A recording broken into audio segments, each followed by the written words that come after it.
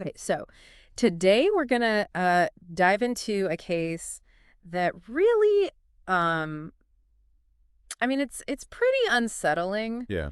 and it's the case of Raymond Lee Stewart. Right. And this is one of those cases where we have just a ton of different source material. We've got like biographical information and details about, his crimes and the trial and his imprisonment and his eventual execution. Right.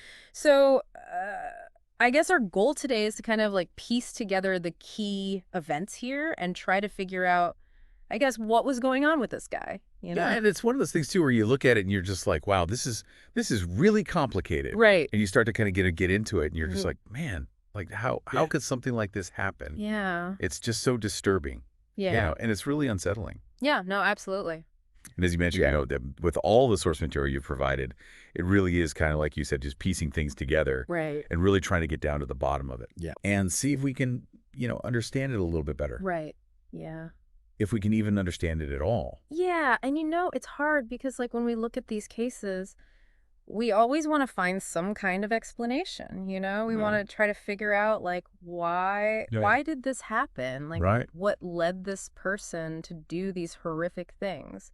Exactly. But sometimes those answers just aren't there or they're not clear, Right. you know? And sometimes even when they're there, Right. they're just not satisfactory. Right.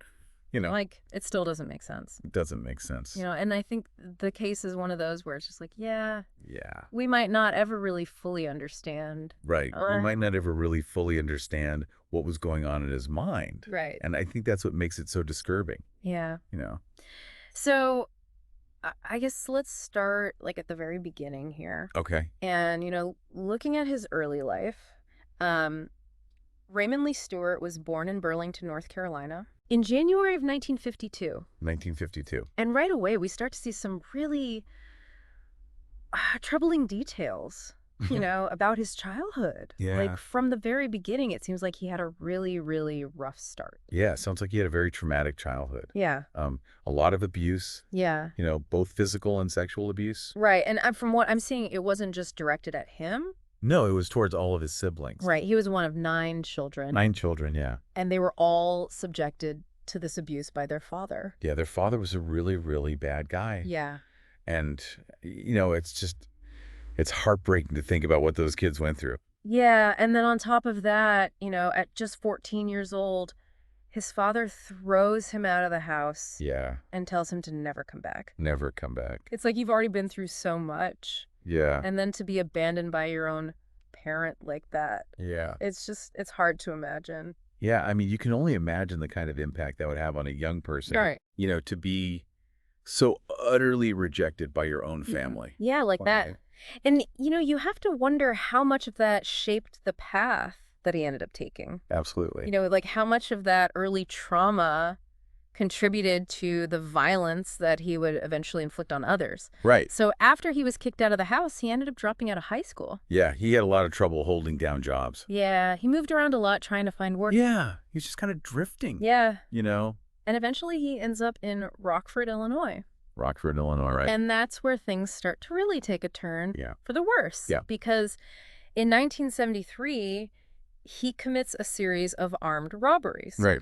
And this is a pivotal moment because it's his first real run-in with the law. Yeah. And it sets the stage for a lot of what's to come. Right. So he ends up pleading guilty to 4 counts of armed robbery. Right. And he's sentenced to 5 to 15 years in prison. And there was another robbery charge, but that was dropped. So ultimately, he ended up serving 6 years. Right. And he was paroled. So by the time we get to the 1980s, Yeah. he's already had a pretty rough life. Yeah. He's experienced a lot of trauma. Yeah. He's been in and out of the legal system. Right. And it seems like he's carrying a lot of anger and resentment. Not a lot of baggage. Yeah. Yeah. And then things start to escalate again. Yeah. In late 1980 and early 1981. Yeah. And there are a few key events that seem to have pushed him over the edge. Right. There's a mention of a confrontation with a landlord. Yeah. Over a $50 security deposit. Right. Which, on the surface might seem like a pretty minor thing. Right. But for someone like Stewart, who's already so on edge, Yeah. it could have been a major trigger. Yeah. Like it could have felt like just another example of how the world was against him. Right. Like another injustice Yeah, exactly. that he had to endure. Right. You know. And then just a month later, In January of 1981, he finds out that his girlfriend has given birth to their daughter Right. and then had her tubes tied without his knowledge. Without his consent. Yeah, and I mean, that's a huge betrayal. Yeah. You know, to find out that you have a child, but that you weren't even given a say in a decision like that, Right. it's got to be devastating. Yeah, and, it's interesting because in some of the source material that you provided, Stewart later stated that he also wanted revenge for his prior robbery conviction. Right. So it's like, he's got all of this stuff going on. He's got this really traumatic childhood. Yeah. He's got this, conflict with his landlord. Yeah. He's got this betrayal from his girlfriend. Yeah. And he's still harboring this resentment towards the legal system. Right. So it's like all of this is just building up inside of him. Right. You know? Yeah, and it seems like it all just kind of explodes Yeah. in this horrific week-long murder spree that begins on January 27, 1981. Right. So on that day in Rockford, Illinois. Yeah. He goes into a store on the west side of town. Okay. And he shoots and kills the owner, Willie Fred, who was 54 years old. Okay. And what's really chilling about this is that Willie Fred had actually witnessed one of Stewart's robberies back in 1973. Oh, wow. So it seems like there was this element of revenge there. Yeah, it sounds like he was targeting people from his past. Right. People who he felt had wronged him in some way. Yeah. Even if it was just by being witness to his crimes. Right. And he also killed a 20-year-old stock boy named Albert Pearson. Right. And he used a .38 caliber handgun in both murders. Yeah. So, it's just a horrible start to this spree. Yeah. And it's like you said, it's so disturbing that he seemed to be targeting people who were connected to his past. Right. Like he was trying to erase his history in some way. Right. But through violence. Right. And what's even more disturbing is that it doesn't stop there. No. Later that same day, just a couple miles away, he kills Kevin Kaiser. Okay. A 23-year-old gas station attendant. Okay. And then the next day, he kills Kenny Faust. Oh, okay. A 35-year-old service station attendant. Wow. So within just a couple of days, he's already taken 4 lives. Yeah, it's like this rapid escalation of violence. Yeah. And it's so senseless. Yeah. These victims, they didn't do anything to deserve this. Right. They were just in the wrong place at the wrong time. Right. And it's like he's not even giving himself time to think. Right. It's just one murder after another. Yeah. Like he's on autopilot almost. Yeah. Just driven by this rage and this need for revenge. Yeah. And the spree doesn't even stop at the state line. No, it crosses state lines. Right. Into Wisconsin. Yeah. And it ends at a shopping mall in Beloit, Wisconsin. Okay. Inside a Radio Shack, 2 employees were found shot in the head. Okay. 21-year-old Richard Boak and 26-year-old Donald Raines. Wow. And the details are pretty brutal. Yeah. He took them to the back of the store and shot them multiple times. 6 people in total were killed during this week-long rampage. Wow. And it's hard to even comprehend the level of violence that he inflicted. Yeah. And, I can only imagine the fear that must have gripped those communities. Yeah. In Illinois and Wisconsin, Right. As this was all happening, Yeah. people must have been terrified. Yeah, absolutely. Not knowing who was going to be next. Right. Or when this was going to end. Right. Must have been a really, really scary time. Yeah. For everyone involved. Yeah, and thankfully the police were able to connect the murders. And Stewart was eventually arrested in Greensboro, North Carolina Okay. on February 24, 1981. So about 3 weeks after the spree began, Yeah. they finally caught him. Right. And, the legal process that followed was pretty complex. Yeah. He was ultimately convicted of 3 of the 4 murders in Illinois. Right. And both murders in Wisconsin. Right. He received 2 consecutive life sentences for the Wisconsin murder and the death penalty for the Illinois murders. Right. And it's interesting to note that he actually tried to escape during his murder trial Oh, back in April of 1982. okay. He hid in an oil can in the courtroom. An oil can. Yeah. Wow. And he was actually wounded in the shoulder during the recapture. Oh, man. So it's like even when he was facing justice, Yeah. he was still trying to fight back. He was still trying to run. Yeah. Yeah. And it's almost like he couldn't accept responsibility for what he had done. So as his appeals were exhausted Right. and an execution date was set, Yeah. there was a clemency hearing with the Illinois Prisoner Review Board. Right. And this is where things start to get really complicated. Yeah. Stewart himself gave a taped statement Okay. where he claimed that he hated white people Okay. at the time of the murders. Wow. And he cited the deaths of John F. Kennedy and Martin Luther King Jr. Okay. as reasons for his hatred. Wow. But what's really strange about this is that his first two victims, Willie Fred and Albert Pearson, Right. were both black. They were both black. So it's like this claim of racial animus doesn't really add up. Yeah, it doesn't really make sense. You know? Like, was he just trying to find any justification for his actions? Yeah, right. Or was he just, so full of rage that he didn't even care who he was killing? Right. You know? It's hard to say. Yeah. Yeah. And he also talked about his anger over the incidents with his girlfriend and his landlord. Right. And his resentment towards his prior robbery conviction. Right. So it's like all these things are kind of mixed up in his mind. Right. Yeah. Yeah, and it's like maybe he's trying to grasp at any explanation that Right. makes sense to him, Yeah. even if it doesn't really make sense to anyone else. Right. And what's really interesting is that he also expressed remorse Yeah. during this clemency hearing. Yeah. He actually said that he believed he deserved the death penalty Wow. and that his victims had done nothing to him. So it's like this really weird mix of justifications and acceptance, Guilt. Yeah. It's really strange. Like, Yeah. he's trying to make sense of it all, Right. but he can't really. Yeah. And then you have the testimony from Constance Mitchell, Right. who was the cousin of Willie Fred Okay. and the mother of Albert Pearson. Right. And despite her unimaginable loss, she actually supported clemency. Wow. She was opposed to capital punishment. Okay. And she believed that only God had the right to take a life. Wow. And she even said that she needed to forgive Stewart Okay. in order to release her own pain. Wow. So it's like this incredibly powerful example of forgiveness in the face of such horrific tragedy. Yeah. You know? It's really inspiring. Yeah. But it's also really complex because most of the other relatives of the victims Right. were strongly against clemency. Right.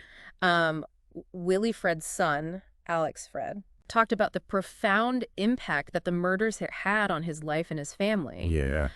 His mother and grandmother's health had declined. Wow. He had struggled with alcohol abuse. Wow. And his education had suffered. Oh, man. And he was very clear in his belief that Stewart deserved to die Wow. for what he had done. Wow. Willie's mother, Thelma Crawford, Right. also believed that Stewart should be executed. Wow. So you have these really strong feelings on both sides of the issue. And it's like, who are we to say who's right and who's wrong? Right. It's such a complex issue. Yeah. And there are no easy answers. Right. And then you have Stewart's sister, Faith Crocker, Right. who offered a different perspective. Okay.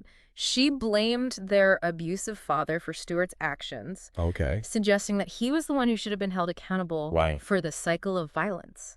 Wow. So it's like this really interesting look at the impact of childhood trauma and how it can ripple out and affect generations. Yeah. It's really powerful. Yeah. To think about it that way. Right. And then on the other side of the issue, you have Winnebago County State's Attorney Paul Logley Okay. and former Beloit police officer Bob Hurley. Okay.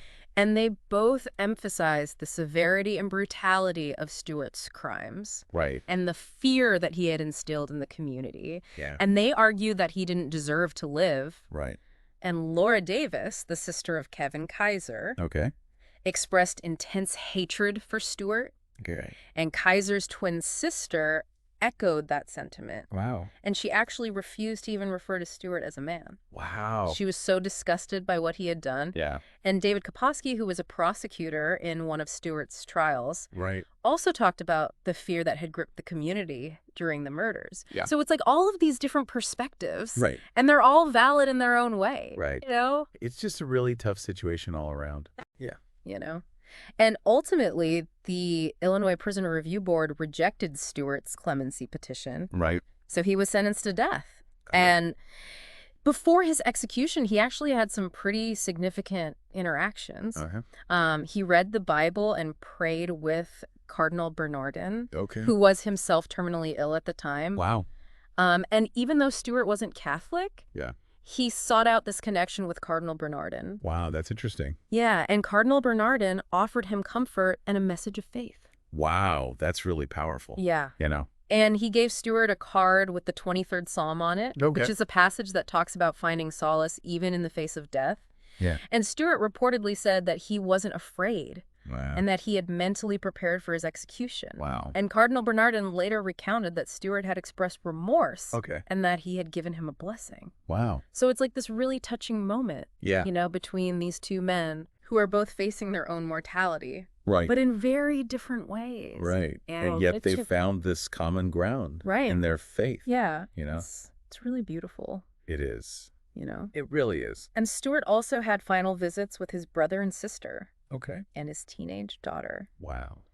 So on September 18th, 1996, Raymond Lee Stewart was executed by lethal injection at Stateville Correctional Center. Right.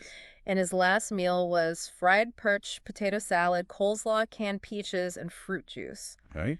And his last words were a message of peace for everyone, Wow. including his victims' families. Wow. So it's like this really strange ending to this really violent story. Right. You know, it's like he's trying to make amends in some way, Yeah. but it's hard to know if it's genuine. Right. Like, Or if it's just a last-ditch effort to clear his conscience, right. you know. So as we wrap up this deep dive, it's clear that Raymond Lee Stewart's life was a really tragic one. Yeah. You know, he experienced so much trauma and abuse, Yeah. and it seems like that ultimately led him down a path of violence and Yeah. destruction. Yeah. And it's hard to know for sure what motivated him. Right. You know, he offered a lot of different explanations, but none of them really seem to fully account for the horrific nature of his crimes. Right. You know, and I think it's important to remember Yeah. that even though we might never fully understand what drove him to do what he did, Right. the impact of his actions is still felt today. Absolutely. You know, by his victims' families Yeah. and by the communities that were terrorized by his spree. Right. And it's a reminder that violence has a ripple effect. Yeah. You know, it doesn't just affect the immediate victims, it affects everyone around them. Yeah. And it can have lasting consequences for Yeah. years to come, Yeah. you know? And it makes you think about, you know, what we can do as a society Right. to prevent these kinds of tragedies from happening. Right. Yeah. And I think it's also a reminder that even in the face of such horrific violence, Yeah. there's still hope for forgiveness. Right. You know, Constance Mitchell's story is a testament to that. Yeah. You know, she chose to forgive Stewart, Yeah. even though he had taken her cousin and her son from her. Right. And it's like that kind of forgiveness is so powerful, Yeah. you know? It's really amazing. Yeah. Yeah. And it's something that we can all strive for, Right. you know, even in the most difficult of circumstances. Yeah. So I guess the final thought I'd like to leave you with is to consider the impact of trauma. Yeah. You know, Raymond Lee Stewart's life was marked by trauma from a very young age. Right. And it seems like that trauma played a role in the violence that he eventually inflicted on others. Yeah. And it makes you wonder what would have happened Right. if he had gotten the help that he needed, Yeah. you know? If he had been able to process his Yeah. trauma Right. and heal from it, Right. you know. Would he have still gone down this path? Right. No. It's a question that we can't really answer, Right. but it's something to think about, Yeah. you know, Absolutely. as we try to understand these kinds of tragedies Right. and prevent them from happening again. Yeah. And, you know, it's a lot to think about. It is. You know, it's one of those cases that really sticks with you. Yeah, it does. You know, it really does. And I think it's important that we keep these conversations going. Yeah. You know, we have to. that we keep talking about these issues Yeah. and trying to find solutions. Yeah. You know, Absolutely. so thanks for joining me today. Yeah. Thanks for having me.